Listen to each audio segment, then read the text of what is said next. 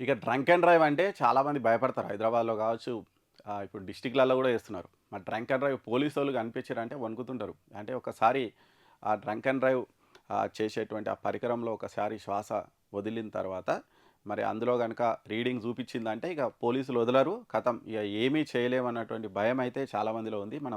మనం చూసినాం సజ్జనార్ గారు వచ్చిన తర్వాత హైదరాబాద్ సీపీగా వచ్చిన తర్వాత ఉగ్రవాదులతో సమానం తాగినోళ్ళు అని కూడా ఆయన చెప్పిండు. డ్రంక్ అండ్ డ్రైవ్ కేసులు చాలా గట్టిగా అవుతున్నటువంటి సందర్భంలో మరి అందులో ఇంకో కోణం కూడా ఉందంట. ఆ కోణం గురించి ఇక్కడ చూడొచ్చు.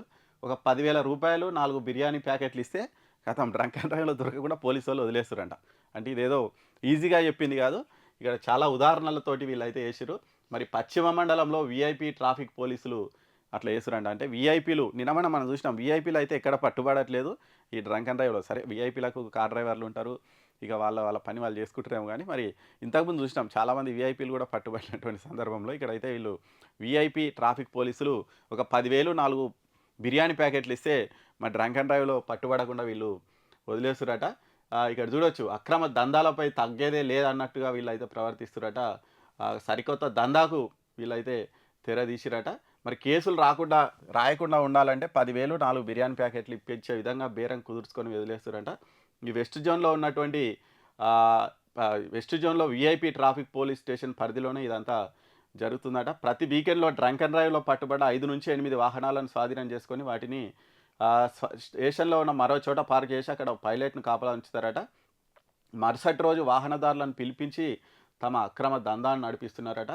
మరి ఇక్కడ చూడొచ్చు అంటే మామూలుగా మనకి ఇప్పటివరకు తెలిసిందేందంటే, ఒకసారి వాళ్ళు ఊదిండ్రంటే, ఒకవేళ అందులో రీడింగ్ ఇన్ వచ్చిందంటే ఇక ఎవ్వరు ఫోన్ చేసినా వదలరు అనేది మనకు సాధారణ జనాలకు తెలిసినటువంటి పరిస్థితి. కానీ ఇక్కడ పోలీసులు దాన్ని కూడా పక్కన పెడుతురట. అట్లా డ్రంక్ అండ్ డ్రైవ్‌లో దొరికినటువంటి వాళ్ళు, ఈళ్ళు బలిసినోళ్ళా లేదా? ప్రతి వీకు ఒక 7, 8 కార్లు పక్కన పెడుతురంట. పక్కన పెట్టి నెక్స్ట్ డే వాళ్ళొచ్చిన తర్వాత ఇక బేరం చేస్తురంట. ఓకే. మేము ఆ కేసు మీ మీదకి రాకుండా చేస్తాం. మాకేమిస్తావు? అని ఆళ్ళ స్థాయిని బట్టి 10,000-20,000 వరకు వసూలు చేస్తురట. దీని మీద స్పెషల్ బ్రాంచ్ వోళ్ళు గూడా ఆల్రెడీ రిపోర్ట్ గూడా తయారు చేసి ఉన్నతాధికారులకు ఇస్తుర్రట. ఇక ఒక ఇద్దరు ఎస్ఐలు ప్రాంతాలను సెక్టార్‌గా విభజించుకొని పబ్‌లు, వ్యాపార సముదాయాల వాళ్ళ దగ్గర నెలవారీ మామూలు బలవంతంగా వసూలు గూడా చేస్తున్నారట. ఇక ఇదే స్టేషన్‌లో పనిచేసే ఒక ఆర్ఎస్ఐ ఈ వసూళ్లలో చాలా నంబర్ 1 అట. మరి చాలా ఉన్నాయట. అంటే ఇక్కడ చూడొచ్చు.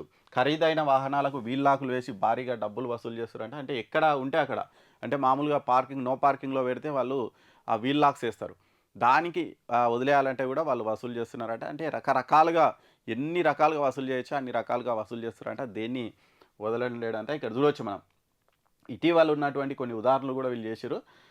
అర్ధరాత్రి సమయంలో జూబ్లీహిల్స్ చెక్ పోస్ట్ మీదుగా ఒక ద్విచక్ర వాహనం, ఒక బైక్ డ్రంక్ అండ్ డ్రైవ్‌లో చిక్కిండట ఆయన.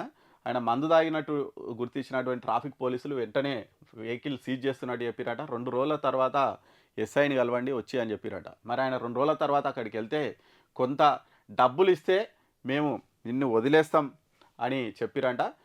ఒక 10,000 ఇచ్చి నలుగురికి బిర్యానీ తెప్పియండి నాకు ఓకే. నీ వెహికల్ వదిలేస్తాము. నువ్వు డ్రంక్ అండ్ డ్రైవ్‌లో దొరికినావు కదా! నీ వెహికల్ వదిలేస్తాం. ఒక రూ. 10,000 ప్లస్ ఒక 4 బిర్యానీ ప్యాకెట్లు నీ వెహికల్ వదిలేస్తాం అని చెప్తే ఆయన ఇక సరే ఇక ఏం చేస్తాం ఇక ఊకే ఆ కోర్టులు అవన్నీ ఎవరు తిరుగుతారని ఆయన పైసలు ఇచ్చిండంట వదిలేసిరంట.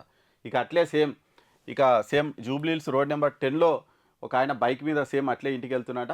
ఆయన డ్రంక్ అండ్ డ్రైవ్ చేసిరంట. ఆయన మీద ఏస్తే 160 వచ్చిందంట. వెంటనే ఆయన పక్కనున్నటువంటి ఆహ్, ఆయన ఒకసారి ఆధార్ నెంబర్ ఎంటర్ చేసి ఆయన ఇంతకుముందు ఒకసారి డ్రంక్ అండ్ డ్రైవ్‌లో పట్టుబడ్డాడు. ఇది సెకండ్ టైమ్ అని తెలిసిందట. ఇక దాంతోటి వెంటనే ఆయన పోలీసులు వాహనాన్ని స్వాధీనం చేసుకొని కోర్టు కానిస్టేబుల్ ఫోన్ చేసిండంట. జైలుకెళ్ళాల్సొస్తది. నువ్వు సెకండ్ టైమ్ దొరికినావు కాబట్టి నువ్వు జైలుకెళ్ళాల్సొస్తది.